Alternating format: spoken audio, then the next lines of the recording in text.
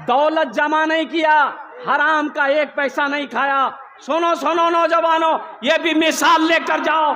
APJ Abdul Kalam राष्ट्रपति होने के बावजूद एक वक्त खाना खाता था, एक वक्त फाका रहता था।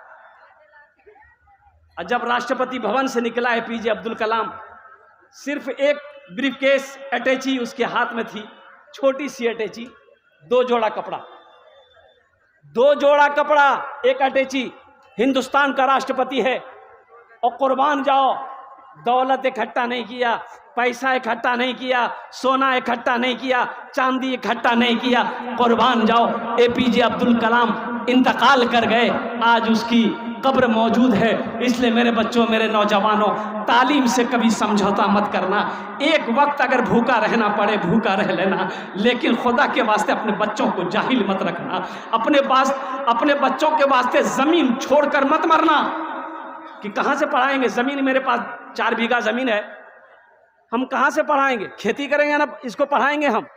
एक बात याद रखो, मर जाओगे ज़मीन 4 बीघा रह जाएगी, 4 बीघा ज़मीन छोड़ रह जाएगी, 4 बीघा ज़मीन छोड़कर आप मर जाओगे। बच्चे को आपने जाहिल रखा, आपने पढ़ाया नहीं है। वही बच्चा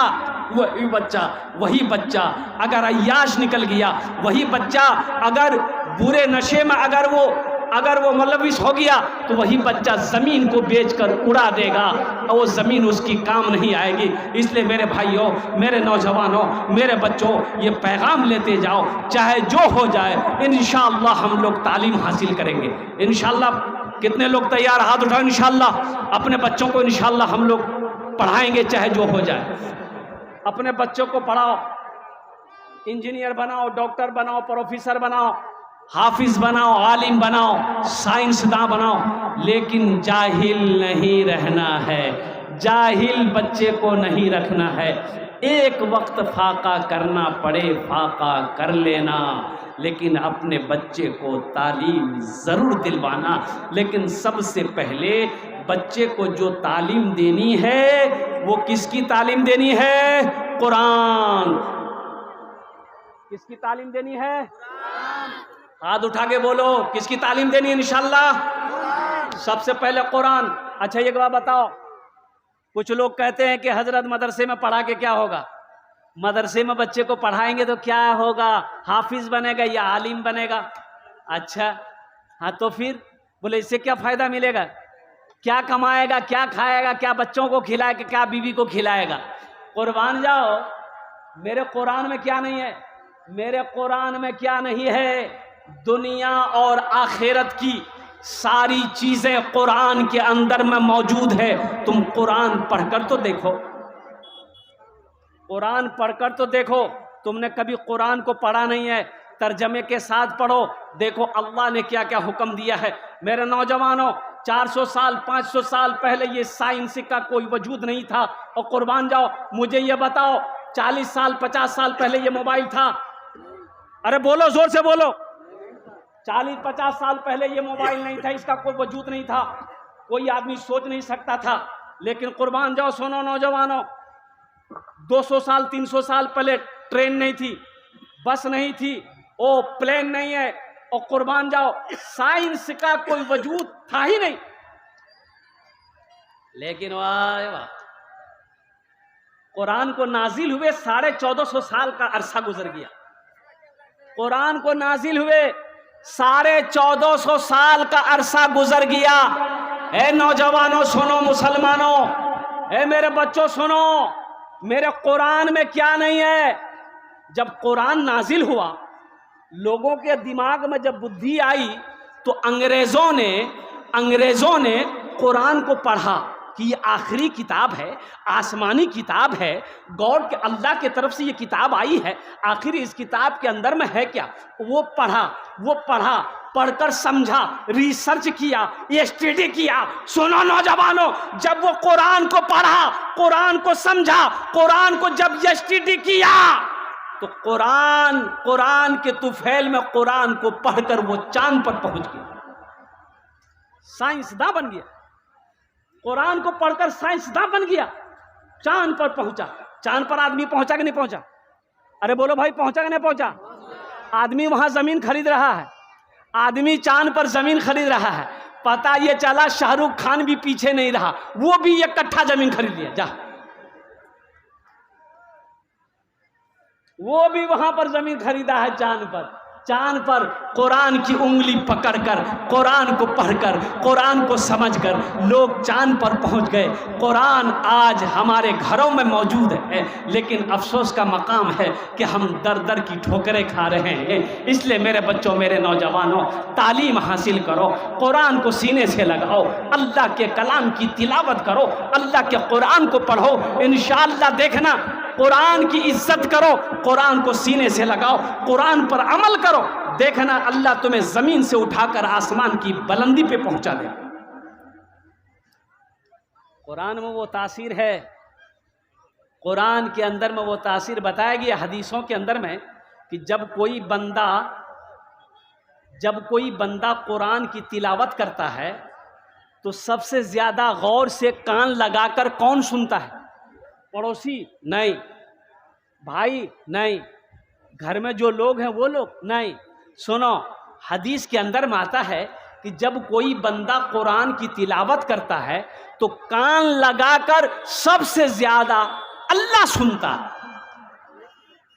अल्लाह कान लगाकर सुनता है, उस कुरान पढ़ने वाले के कुरान की तिलावत को सुनता है। सोचो तो सही, वो कितना बड़ा खुशनसीब होगा जो कुरान पढ़े, अल्लाह सुने। अल्लाह कितना खुश होगा, और अल्लाह जब खुश होगा गुनाहों को माफ़ करेगा। अल्लाह जब खुश होगा रोज़ी में बरकत देगा। अल्लाह जब खुश होगा यहाँ भी इज्जत देगा, वहाँ भी इज्जत देगा। ये तो अल्लाह का करम है। कब्रिस्तान तो सबको जाना है, एक दिन मुतअय्यन है, एक दिन मुकर्रर है।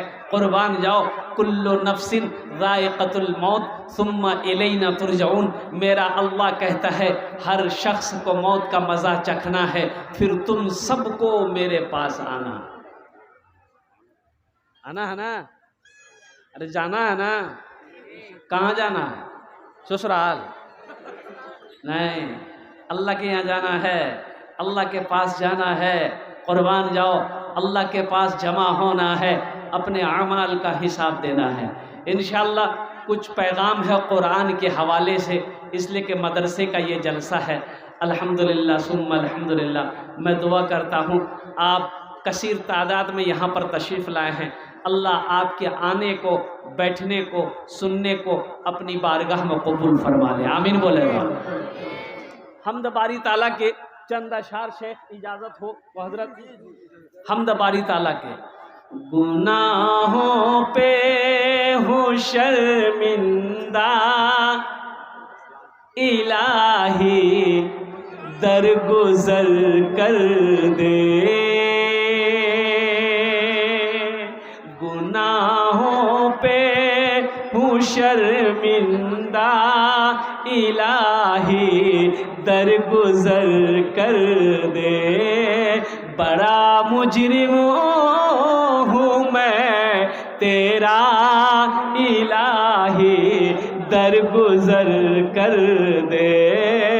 बड़ा मुजरिम हूँ मैं तेरा, इलाही दरगुजर कर दे। आमीन बोले दा।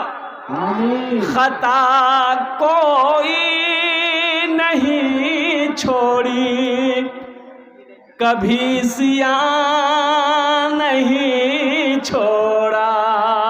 खता कोई नहीं छोड़ी, कभी सियान नहीं छोड़ा। बस अब करता हूँ मैं तौबा, इलाही दरगुजर कर दे। बड़ा मुजरिम हूँ मैं तेरा, इलाही दरगुजर कर दे। खिलौना हाथ का पुने बना रखा है शैतान ने, बना ले अपना तू बंदा इलाही दरगुजर कर दे, बना ले अपना तू बंदा इलाही दरगुजर कर दे, बड़ा मुजरिम हूँ मैं तेरा इलाही दरगुजर कर दे। आमीन बोले दो। आमीन। अरे मैं दुआ कर रहा हूँ, ये दुआया मुनाजात है ये। ए मेरे बच्चों आमीन बोलो, आमीन बोलो, आमीन बोलो, बोलो आमीन। आमीन। ए खाने जेटे दुआ होबे, मकबूल होबे, कबूल होबे इंशाअल्लाह। बोलो इंशाअल्लाह। अल्लाह का कुरान कहता है वक़ाला रब्बुकुम उदऊनी अस्तजिब लकुम, मेरा अल्लाह कहता है तुम मुझे पुकारो मैं तेरी दुआ को कबूल करूँगा। इसलिए आमीन कहो। इतना बड़ा मजमा है, ये दुआ हो रही। तेरे देने से मौला तेरा तो कुछ न बिगड़ेगा, तेरे दे। ए बाबू बैठो ना। हे देखो जीन्स पैंट पहन के परेशान है। असल वो पैंटे बैठने नहीं दे रहा उसको। बच्चा बैठना चाह रहा कि हम ठीक से बैठे, लेकिन पैंट डिस्टर्ब कर रहा का है। इसलिए वो समझ रहा कि अगर कायदे से अगर पलथी मार के बैठ गए तो मैदान क्लियर हो जाएगा। इतनी टाइट जींस पैंट है। अभी अल्लाह रहम फरमाए ऐसे लिबास से। मेरे बच्चों ऐसा लिबास मत पहनना, ऐसा टाइट जींस मत पहनना। अभी बाहर गया था, मैं सफर में था लखनऊ, जुमे की नमाज पढ़ने के लिए मस्जिद गए, सब में बैठ गए। जब जमात खड़ी हुई तो मेरे आगे एक लड़का जींस पैंट पहन के वो मेरे आगे वाले सब में था। नमाज खड़ी हुई, नियत बहाने और रुकू में गए ठीक ठाक। और सजदे में जब गए, है सजदा जब सर उठाए तो देखे उसका आधा पैंट आधा चुतर में था। नमाज होगी? बोलो नमाज होगी? बताओ मेरे बच्चों, मेरे नौजवानों, काहे ऐसा लिबास पहनते हो? काहे ऐसा लिबास पहनते हो? इतनी टाइट फिटिंग लिबास मत पहनो। कुर्बान जाओ, लिबास वो पहनो जो दूसरों को भी अच्छा लगे, लिबास वो पहनो जो बदन को आराम मिले, लिबास वो पहनो जो इबादत में क्या कहते हैं कि तकलीफ दा ना हो। इसलिए कहा गया कुरान में वो लिबास तकवा, तकवे वाली लिबास पहनो। कौन वाली लिबास? अरे तकवे वाली लिबास पहनो। अल्हम्दुलिल्लाह। अभी तो समझे में नहीं आता है, अभी तो समझे में नहीं आता। हमारा बच्चा लोग ऐसा लिबास पहनता है, ये टी शर्ट पहनेगा अब बॉडी दिखाएगा। अच्छा टी शर्ट भी कैसा? एकदम फिटिंग फाटिंग, यानी बॉडी झलके, है कि नहीं? बॉडी ये बॉडी झलके, ये बहा, ये बाजू दिखे यहाँ तक हाफ शर्ट, यहाँ तक हाफ शर्ट और पैंट, बूट पहना है, शूट पहना है। अब बाल, हा बाल का तो वो हालत बनाता है मेरा बच्चा लोग। एक नौजवान को देखे, बाल ना इधर था ना इधर था, खाली 2 उंगली बीच में ऐसे यहाँ था। तो हम उसको पूछे बेटा नाम क्या है? बोला मेरा नाम अब्दुल्ला है। हम बोले ये कौन कटिंग है रे? बोला ये मुर्गा कटिंग है। अल्लाह, जा बेटा। अल्लाह कहता है लक़द खलक़नल इंसाना फी अहसन तक़वीम, मैंने सबसे खूबसूरत इंसान को बनाया। अल्लाह क्या कहता है? क्या बनाया? अरे बोलो भाई, अल्लाह क्या कहता है? खूबसूरत बनाया। अल्लाह कहता है तुमको हमने ब्यूटीफुल बनाया है, इंसान को ब्यूटीफुल बनाया है, इंसान को खूबसूरत बनाया है, तुम्हें हम सबसे अच्छा बनाए हैं, तुमको सबसे बेहतरीन हम पैदा किए बनाए हैं। ये कहता नहीं हम मुर्गा बने, बनो मुर्गा। तो इसलिए ऐसा बाल मत रखो। देखो आधे हिस्से में बाल हो, आधे हिस्से में बाल ना हो, ये देखने में भी अच्छा नहीं लगता है, ये देखने में अच्छा नहीं लगता है। एक बराबर बाल होना चाहिए सर के अंदर में, तो कुछ हिस्सों में बाल हो, कुछ हिस्सों में बाल ना हो। मेरे बच्चों ये इस्लामी तरीका नहीं है। अल्हम्दुलिल्लाह सुम्मा अल्हम्दुलिल्लाह। तो मैं ये कह रहा था कि ये शेर सुनो। तेरे देने से मौला तेरा तो कुछ ना बिगड़ेगा। अल्लाह के देने से कुछ बिगड़ेगा? अरे बोलो भाई, अल्लाह के देने से कुछ बिगड़ेगा? अल्लाह के खजाने में किसी चीज की कमी है? अरे बोलो भाई, कमी है? दामाद ससुराल गया, दामाद गया ससुराल, 150 रुपया का केला लेकर गया। कितना का केला लेकर गया? बोलो। 150 रुपया का केला लेके ससुराल गया, खाना खाया, बीवी को लिया, अब फिर घर निकलने लगा तो उसकी सास ना अपने दामाद को 100 रुपया हाथ में दी कि बेटा ये रख लो। दामाद 100 रुपया रख लिया, और जब कुछ दूर निकला तो अपनी बीवी से कहता है, बताओ तेरी माँ कितनी कंजूस है, हम 150 टका का केला लेकर गए, हमको 2100 टका दी। तो बीवी बोली कि आप हमको लेने गए थे कि केला बेचने गए थे? भाई बीवी को लेने गए थे ना। तो बीवी जा रही है, अरे केला तोहफा लेकर गए, ससुराल गए तोहफा लेकर गए, अब सास खुश होकर कुछ पैसा दी है, उसे रख लो। अल्हम्दुलिल्लाह सुम्मा अल्हम्दुलिल्लाह। मेरे बच्चों, मेरे नौजवानों, देने वाली जात अगर कोई है इस कायनात में, मेरे रब के अलावा कोई नहीं। इन्नल्लाह यर्ज़ुक़ु मन यशाउ बिग़ैरि हिसाब, इन्नल्लाह हुवर रज़्ज़ाक़ु ज़ुल क़ुव्वतिल मतीन। कुरान पढ़ो। कब पढ़ोगे?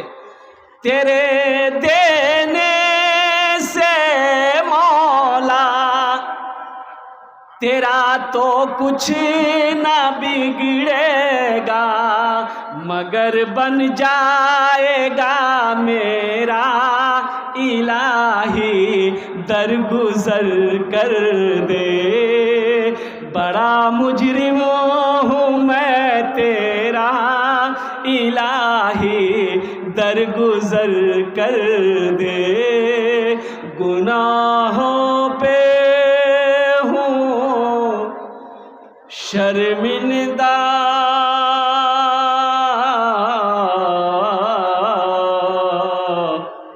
इलाही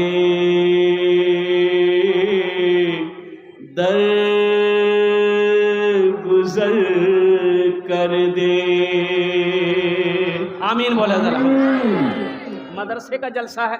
मेरे बच्चों, जितने नौजवान यहाँ पर आए हो, हम सबको कहेंगे, अगर पढ़े लिखे नहीं हो, पढ़े नहीं हो, अब भी वक्त है, पढ़ो।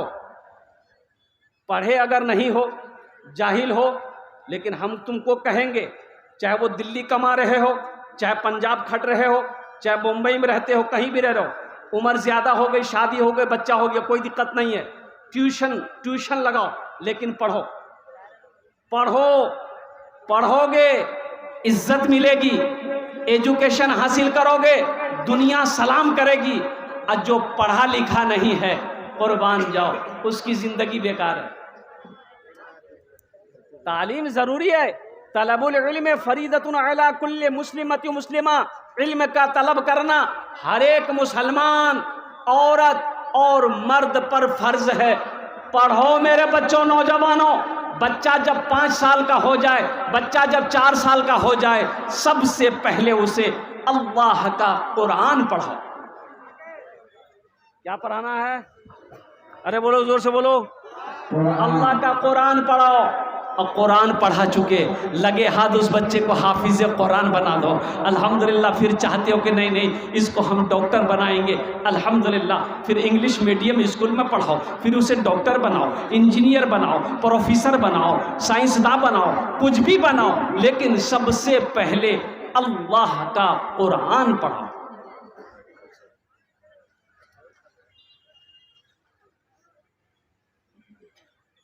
आज देखिए तालीम ना होने की वजह से कितने फितने पैदा हो रहे हैं।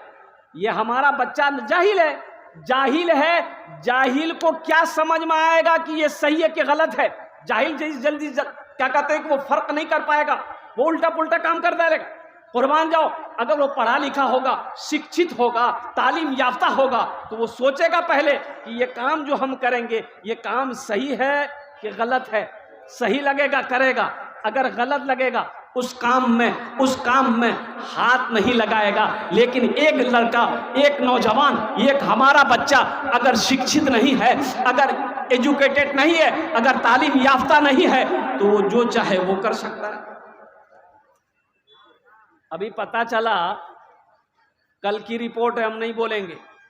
एक बच्चा कितनी साल के, 7 साल के बच्चा उम्र है, 7 साल की उम्र का बच्चा, अब वो कौन मशीन होती है गांव में, बैंक होता है ना एक पीसी बैंक, कौन bank, CSP bank, CSP bank में वो बच्चा 2 मरतबा पैसा चोरी किया रात में घुस करके। बच्चे की उम्र 7 साल, 8 साल, 9 साल।